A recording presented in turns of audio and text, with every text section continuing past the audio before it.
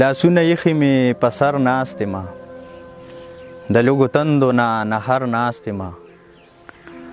د کار روزګار او مزدورۍ په سوچ کې د ښار چوکونو کې اکثر ناست یمه د غریبۍ او بېوسۍ د لاسه د ملکه تللی یم بهر ناست یمه د یو نوړۍ ډوډۍ په تمه باندې د کلي خانه ستا په در ناست یمه لکه چې ساک چا نسیلې وړي وي وایي عرفان داسې یو تر ناست یمه ډېره موده پسپې شوم په ځان غمونو وخوړم څه زما و خپل څه د جانان غمونو وخوړم او کور مې خالي نه شو د غمونو افتونو نه ټول عمر مې تېر که په خفګان غمونو وخوړم او ته راسره نه یې تصور کې دې ساتمه زه کله به ختمیږي ستا هجران غمونو وخوړم او ما د ستا په عشق کې دا دوه څیزه ګټلي دي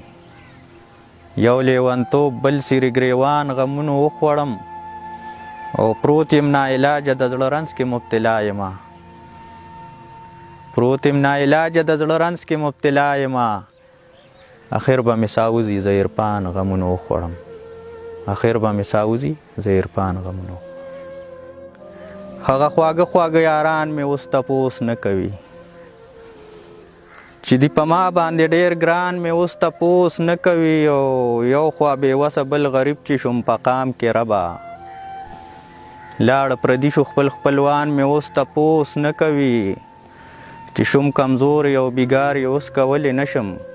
حجره کې ناست د کلي خان مې اوس تپوس نه کوي هغه چې زه ترې زارېدم او زارېده به له ما هغه ښایسته ښکلې جانان مې اوس تپوس نه کوي وایي عرفان چې شلېدلې ګریوان پرېښودمه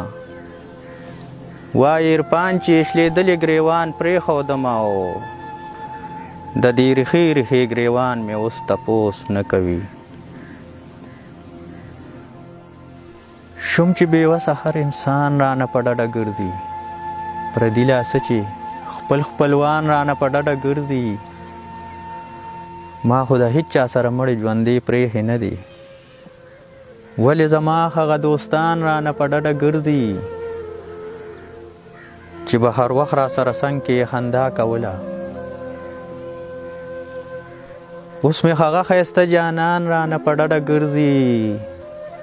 چې لیونې سیرې ګریوان خپې ابله خپې مې ویني زمونږ د کلي ماشومان رانه په ډډه ګرځي او وایي عرفان وایي همزولو ته چې د باندې داسې چل شوي په ما مین دغه عرفان رانه په ډډه ګرځي